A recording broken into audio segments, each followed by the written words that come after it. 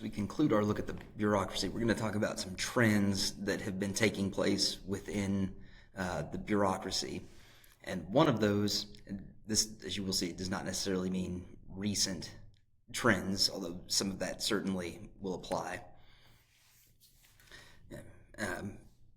Beginning in the 1980s, there was this drive to do what some people called reinventing the government.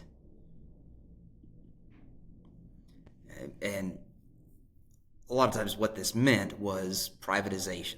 So where the government is going to hand over more of what it does to private contractors. So businesses, private for-profit companies that would perform government functions, implement policies, and receive money from the government for doing that.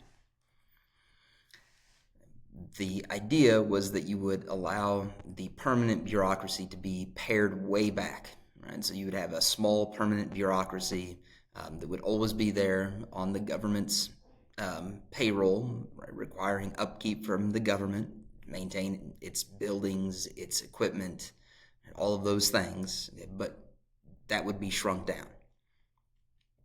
And of course, that would mean that with a smaller permanent bureaucracy, you should save money because there are times that you need more things from the government, say like after a natural disaster or in time of war, but you don't need it all the time. And so this would allow there to be kind of a nucleus of bureaucracy, and then contractors could be hired as needed to perform functions. Okay. You would also save money, right, through contractor competition. Okay. It's the idea of the market. If you have several contractors that can provide this service to the government to implement policy, their efforts to compete with each other to get the contract for the job would result in lower cost. You'd have competitive bidding.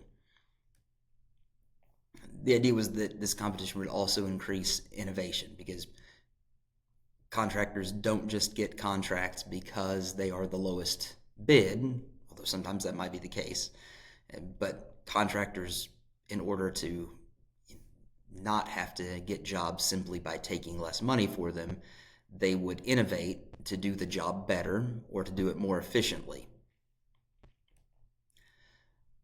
That was the idea in theory beginning in the 1980s. But what the evidence has shown in that time since is that as implemented, there's been little cost saving.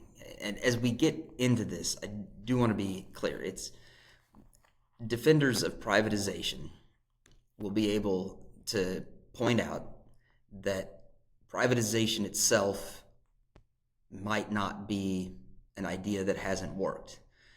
It might be the case that privatization has not really been done or has not been done well, and therefore the problem really isn't with the idea of privatization, it's with implementation by the government.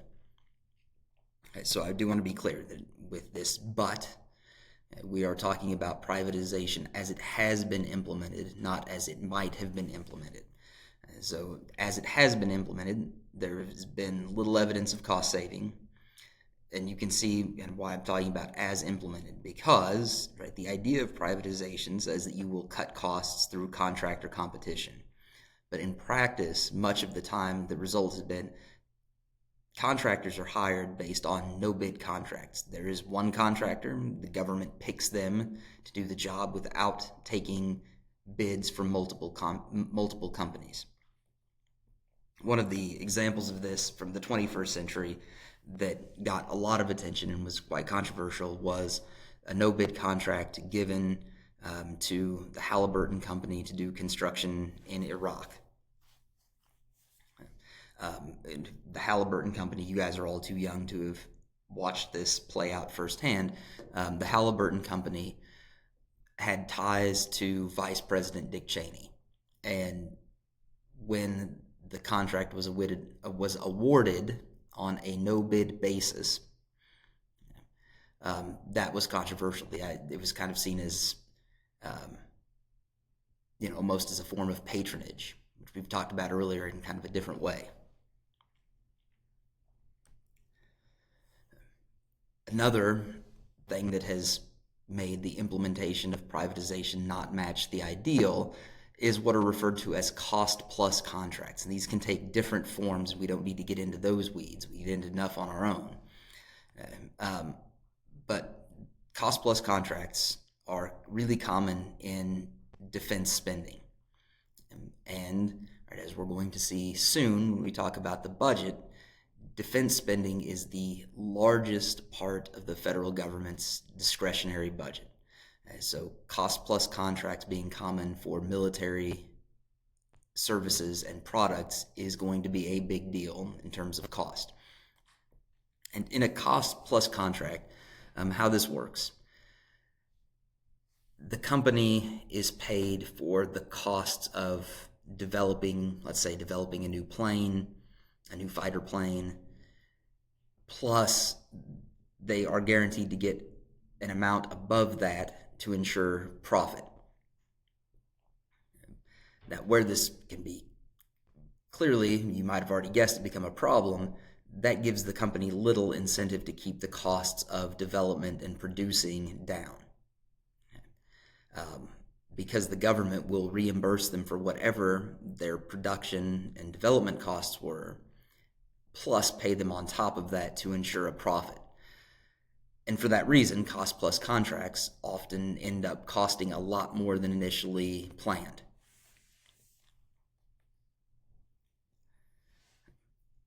In terms of innovation, and again, military examples are often used here. The question is whether the U.S. really gets cutting-edge products.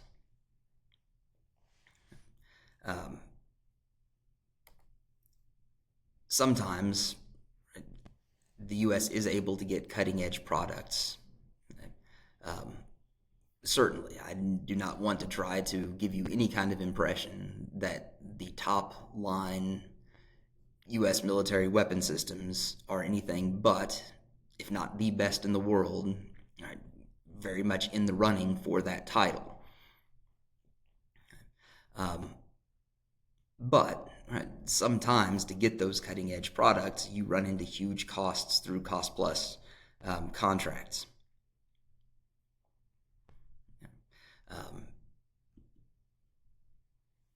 There's also innovation in terms of production. I mean, part of the idea here is that we will have innovative contractors who try to bring production costs down in addition to making better stuff so that they can put in a lower, more competitive bid while also still being able to make a profit because they improved their methods of production.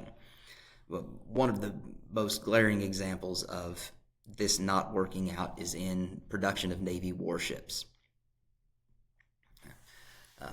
The U.S. has a very, very difficult time producing warships for the U.S. Navy using American shipyards. And once upon a time, shipyards belonged to the Department of the Navy, and they were operated by the government. But they've since been privatized, and yet their production is often very slow, very inefficient. There have been cases of quality control problems, and as a result of that, if you look at who gets contracts for a lot of the military naval shipbuilding in the world, it's countries like South Korea, because their production is big, it is efficient, and it is fast. So especially in terms of, well, and we will also see this in some other examples, it's not just limited to shipbuilding.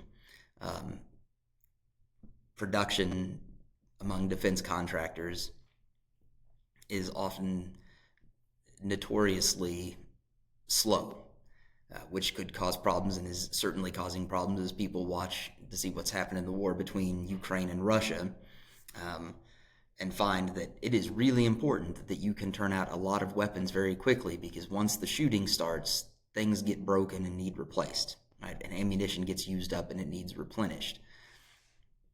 So I know that sounds like we're just now talking about defense, but those are kind of the biggest and most common examples. if you were wondering, well, why, when we're talking about the federal government and bureaucracy, does Dr. Brown have a picture of the license office in St. Joe? Well, I have this picture here to help you kind of understand some of the issues with privatization, with the idea that we have no bid contracts, which just simply means you are giving that company a monopoly. They were always the ones who were going to get the job. And how when you kind of create that situation of a government monopoly or a government oligopoly where there's just a small number of companies that do the thing, right? They often really don't have incentives to do the work better, right, or more cheaply.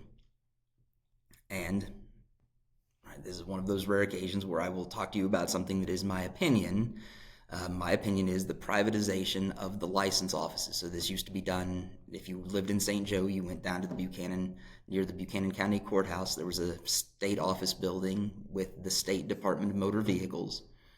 And you went to the State Department of Motor Vehicles and you did all your licensing stuff there with government employees. And the reputation it had was horrible, just like the DMV in every other of the 50 U.S. states. So the government privatized the license offices, which should bring us lower prices through competition. We might find more innovation as the companies competed. The people who worked in these licensing offices might be more friendly, provide better customer service than the state employees who were bureaucrats. They were civil servants. And like other civil servants that we've talked about in general, it was hard to fire them even if they weren't particularly great at their jobs. And so there were lots of reasons to expect that privatizing the licensing services that the state had done would be better. But the way it was implemented by the state, local monopolies were granted. That's why there's only one license office in the city of St. Joseph. And at least initially when these were rolled out, one of the best ways to get to be awarded one of these fee offices was to have had political connections to people in Missouri government, to have been a supporter. It was kind of a patronage thing here too. Although I want to be clear, the bigger problem is it's not the patronage, it is the government-granted local monopoly. If you want to do your licensing in St. Joe, right, the only option you have if you stay within St. Joe is that one office.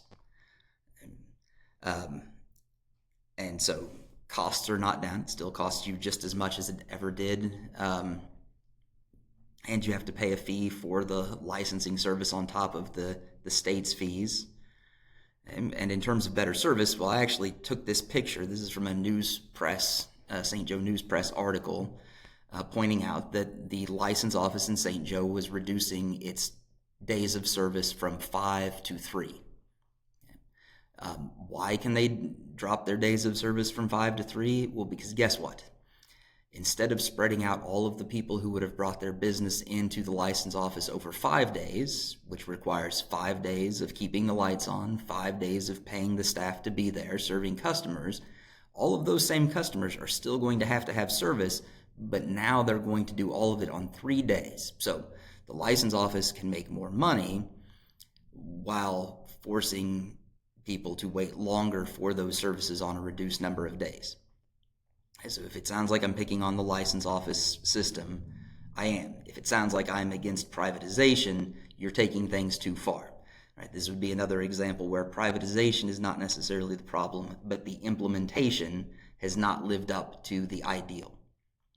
Sorry to go off on that tangent for talking about privatization of the federal bureaucracy, but I think it can help you understand those more abstract federal level problems by giving you something to look at that lots of you, if you haven't interacted with it yet, you will be in probably the not too distant future. Another trend is deregulation. Now, this isn't necessarily, this kind of affects the bureaucracy in an indirect way. The idea of deregulation is that you will cut the red tape. You will reduce or remove government rules, regulations, restrictions on manufacturing. It's typically what we mean by industry. Businesses, which use more generally, right, things that are not just industrial or manufacturing, and then individuals' own personal economic activity. And this kind of comes about during that same time period of the 1980s, what was sometimes referred to as the Reagan Revolution, okay? With similar things happening in Britain under Prime Minister Margaret Thatcher. And so in this time period, there was criticism of bureaucratic rules or regulation enforcement. Some of the criticism, we'll talk about and hit some of the highlights. It was the idea that it throttled people's initiative. People didn't want to try new business ideas, invent new stuff, because trying to then make that profitable and actually put it into practice would involve dealing with bureaucracies, getting permissions, all kinds of things. And so people just would decide that it wasn't worth it. And if they don't invent new stuff and do new things, we don't create jobs that didn't already exist. And of course, along with that, we're talking about the throttling of innovation. People don't come up with new stuff if there is too much red tape to allow them to make a profitable business out of it. And that leads me to explaining what some of these graphics are here that may have seemed baffling to those of you that had taken a look at them. So one of the areas where this can be seen, and it's kind of gotten more attention than a person might think, and you might be thinking, how on earth does Dr. Brown know anything about hair braiding? Well, only because I pay attention to some of these policy issues, not because I do know anything personally about hair braiding. My guess is that if I were to go in for hair braiding, I would come out looking like some kind of mashup of Joe Dirt 2.0 and Ron Swanson in cornrows. So this is not based on personal experience, but lots of primarily women tried to start their own businesses of hair braiding. It's not cutting hair, it's not perms, it's not coloring, it's not any of that. It is just braiding hair, and yet in lots of states there was substantial red tape that prevented them from easily starting those businesses. And a lot of this was because of traditional barbershops and hairstylists and salons that did not want competition from hair braiders. And so they were able to make sure that bureaucracy imposed rules about who could braid hair, what licensing you needed to have. And they got some of this stuff into law, which I know takes us a little bit outside of bureaucracy, but I think it helps us make the point, because it is bureaucracies that implement that policy and enforce it. And so what you can see is in states like Tennessee down here, where hair braiding licensing is required, a person has to go through a 16-hour course, which they have to pay for, in order to get a license that they will have to pay for and pay to renew in order to braid hair. And Missouri is also one of that minority of states that has not reformed around this issue to allow people to braid hair as a business without licensing. And I mean, the argument here, really, in the states that have not reformed, it has shut down lots of businesses. So it stifled initiative. It prevented the creation of jobs doing this. We're talking about a lot of people who are self-employed, but those are jobs too. And in the sense that this was a new way of providing these services at lower costs and more accessible to people, and it also stifled innovation. That's kind of an example where deregulation, reducing or removing government rules, can address those criticisms. And I'm not telling you that in all cases those criticisms are valid. And again, I have no personal experience with hair braiding, but my suspicion is a person who is an incompetent hair braider will kind of be taken care of by the marketplace. They're not actually going to hurt anybody, but nobody will go back to them a second time and They will end up moving on to some other line of work, and the good hair braiders will stay in the business and thrive. But moving on, there's also the issue of compliance costs with regulations. It costs money to, if you are a business or an individual, to make sure that you are taking the steps to comply with the policies. If you're a business owner, it might be things that you have to install or operate for safety in your business, safety for customers or employees. But even at an individual level, there are compliance costs. This is just compliance with tax regulations, and some of it's tax law. But even when it has gone down, as it may be going down now, the compliance cost of Americans and companies to comply with tax policy in the United States is nearly $500 billion. So compliance costs are real. And the argument from those opposed to regulation, those in favor of deregulation, is that those compliance costs get passed on to customers, or they're eaten by businesses, right? But most of the time they are passed on to customers in terms of increased prices for the things that we need and want to buy. Another argument for deregulation from critics of bureaucracy was that it reduces consumers' choice. I mean, the hair braiding thing comes back in here again. It reduces your choice. You can't go to a hair braider who would probably do what you want for less money and more conveniently, because instead you have to choose from a smaller number of more traditional barber and stylist shops that will most likely charge you more money for what you want, if they can even do it. There's also a bigger picture argument that not only is this tough for the United States in and of itself, but that too much red tape, too much regulation can hurt the international economic competitiveness of the United States. If our compliance costs are high, if we can't innovate as much because of red tape, other countries where compliance costs are lower, innovation is easier, will become more competitive than the United States. And their businesses will flourish and grow and take over more of the global marketplace, and U.S. companies will lose out. And there's also another side to this, and it's not, this part is kind of on the government and the bureaucracy, and that is the burdens of enforcement. Enforcement is expensive. It is difficult for government to do. A lot of times, you either give the government vast resources to thoroughly enforce, or you give it some resources and it can do spotty enforcement, and that's it. So you end up kind of nibbling away at whatever problem you're trying to solve without actually solving it, and you're still spending money to do that. Or you can throw a ton of money at it, and maybe you are able to address the problem, but it has been very expensive. So enforcement itself, from the perspective of government and effectiveness, is a burden.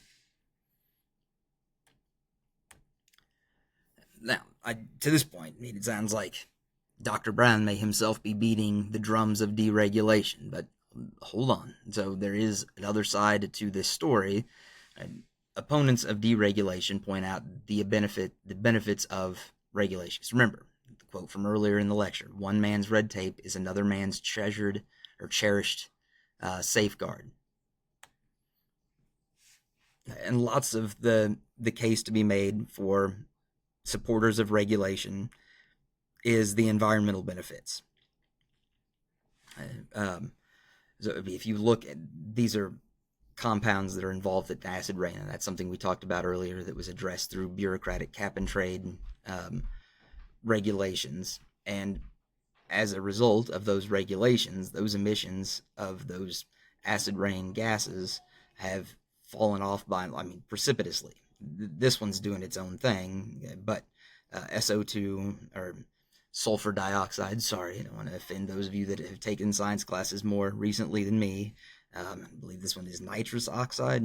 It sounds like nitrogen oxide. Nitrogen oxide. Yes, the other one is laughing gas. All right, we're cross-curricular here, people. All right, those emissions have been falling precipitously. Okay? And that is good in lots of ways, not just for people who point out the damage it does to trees, but also property owners, right, who point out the damage it was causing to their buildings.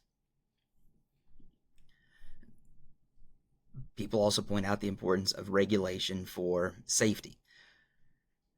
Motor vehicles have become far safer over time for lots of reasons, but one of the reasons is vehicles themselves, because of government rules about airbags and seat belts, okay, crumple zones, all kinds of things have made vehicles safer. And so as a result, we go from death rate for motor vehicles per 100 million miles traveled being north of 5 to 1.5.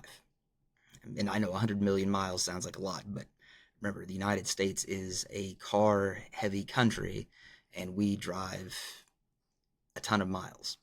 So this actually represents a substantial saving in human life compared to the era before government regulations.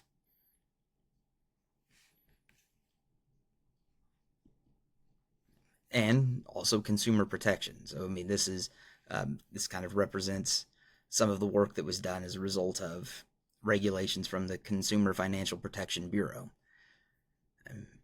based on a change in rules about overdraft or insufficient fund fees charged by banks.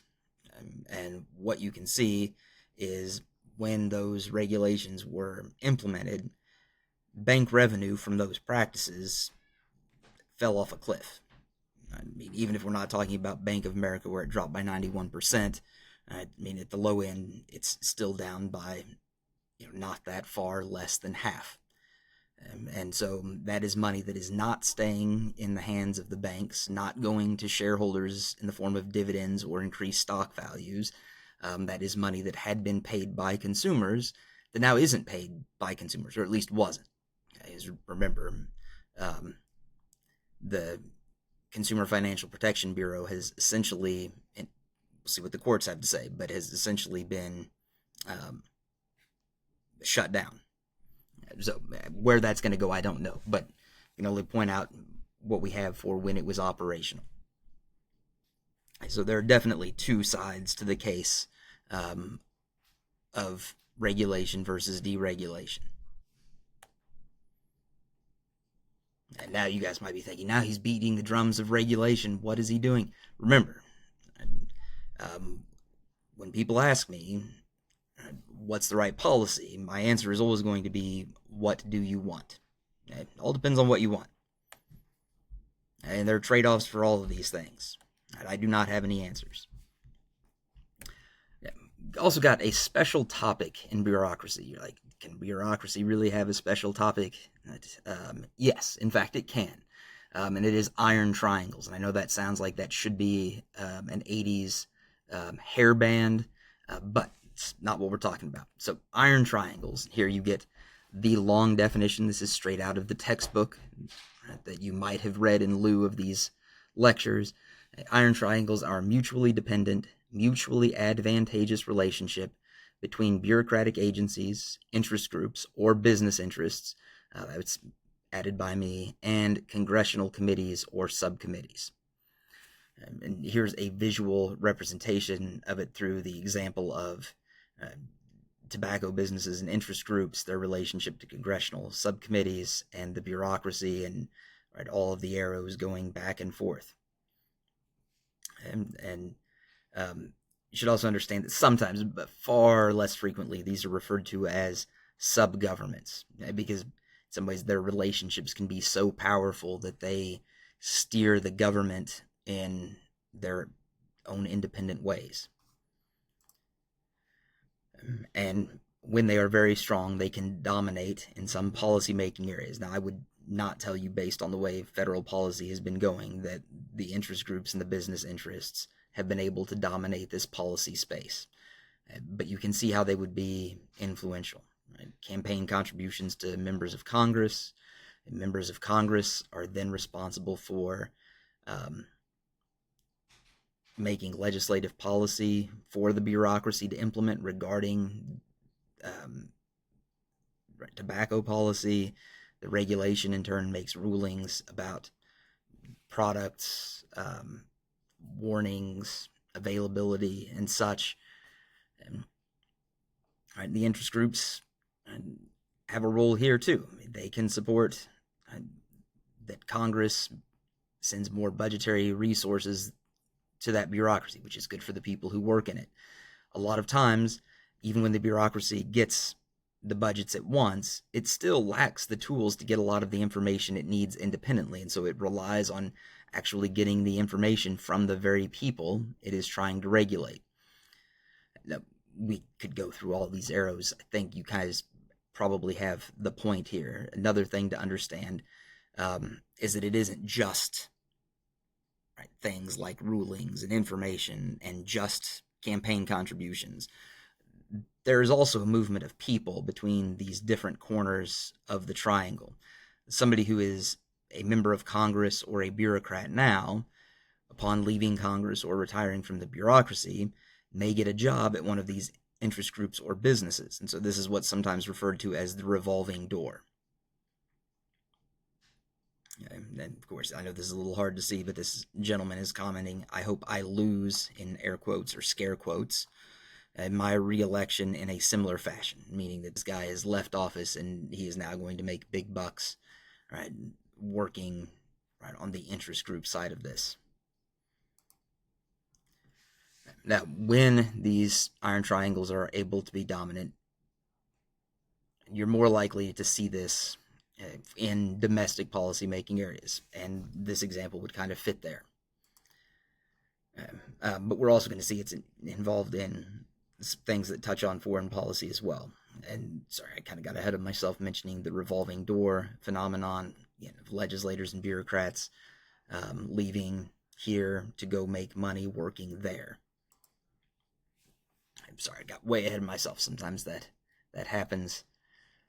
This is a good point for me to remind you what I said about the notes and the outlines. Mostly I put these here for me to make sure I don't forget to talk about stuff. Sometimes I do so good at not forgetting that I get ahead of what should actually go on the slide.